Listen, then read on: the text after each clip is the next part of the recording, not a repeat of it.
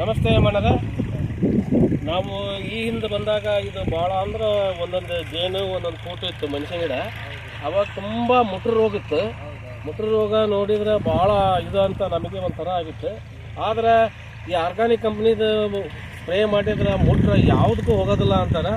ನಾವು ನಿಮಗೆ ಒಂದು ಫಂಗಿಸೈಡ್ ಕೊಟ್ಟು ಹೋಗಿದ್ವಿ. ಆ ಫಂಗಿಸೈಡ್ ನೀವು ಉಪಯೋಗ ಮಾಡಿರಿ. ಆ ಉಪಯೋಗ ಮಾಡಿದ್ರಿಂದ ಮುಟ್ರು ರೋಗ ನಿಮಗೆ ಏನು ಅನಿಸ್ತದೆ ರೈತರ ಮನಸ್ಸಿನಾಗ? ಸ್ವಚ್ಛಗೈತ್ರಿ. ಗಟ್ಟೆ ಮಾತಾಡ್ರಿ ಸ್ವಲ್ಪ. ಸ್ವಚ್ಛಗೈತ್ರಿ. ಈಗ ನಿಮಗೇನು ಅನಿಸ್ತೈತಿ? ಎಲ್ಲ ಮುಟ್ರ ಹರಿದೈತಿ ಎಕರೆ ಕಂಪ್ನಿ ಎಣ್ಣಿಂದ ಅನಿಸ್ತೈತಿ?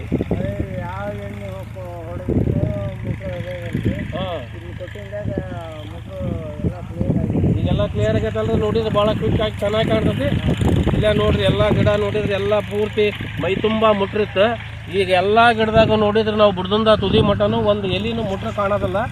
ಈಗ ಮತ್ತೆ ಇನ್ನೊಂದು ಸ್ಪ್ರೇ ಮಾಡಿದ್ರೆ ಇದು ಖಂಡಿತ ಮುಂದೆ ಮುಟ್ರು ರೋಗಕ್ಕೆ ಅಟ್ಯಾಕ್ಸ್ ಆಗೋದಿಲ್ಲ. ಇದಕ್ಕೆ ನಾವು ಮತ್ತೊಂದು ಸೊಲ್ಯೂಷನ್ ಏನು ಕೊಡ್ತೇವೆ ಅಂದರೆ ನಮ್ಮ ಎಕ್ಟರಿ ಕಂಪ್ನಿಯಿಂದ ಇನ್ನೊಂದು ಗಿಡ ಡೆವಲಪ್ ಆಗಿ ಗ್ರೋತ್ ಆಗಿ ಹರಿಕೊಂಬು ಜಾಸ್ತಿ ಆಗಿ ಹೂವು ಮೋಪು ಜಾಸ್ತಿ ಆಗೋದಕ್ಕೆ ಈಗ ಒಂದು ಡ್ರಿಚ್ ಮಾಡೋಕೆ ಒಂದು ನಮ್ಮದು ಬ್ಲ್ಯಾಕ್ ಗೋಲ್ಡ್ ಮ್ಯಾಲೆ ಸ್ಪ್ರೇ ಮಾಡೋಕೆ ಗ್ರೀನ್ ಗೋಲ್ಡು ಮತ್ತು ಕ್ವೀನ್ ಕೊಡ್ತೇವೆ. ಇದು ಹೊಡೆದು ಒಂದು 8 ದಿನಕ್ಕೆ ಮತ್ತೆ ನಾವು ಹೊಲಕ್ಕೆ ಭೇಟಿ ಕೊಡ್ತೇವೆ. ಅವಾಗ ನಾವು ರೈತರಿಂದ ಕಾಂಟ್ಯಾಕ್ಟ್ ಮಾಡ್ತೇವೆ. ಆ ರೀತಿ ಮಾಡ್ತೀರಾ ಮಾಡೋದು?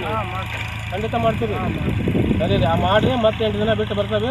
ಅವಾಗ ನೋಡೋಣ ಗಿಡ ನೈನ್ ಹಾಕತ್ತಿ ಏನಾದ್ರೆ. ನಮಸ್ಕಾರ ಮಾಡೋಣ.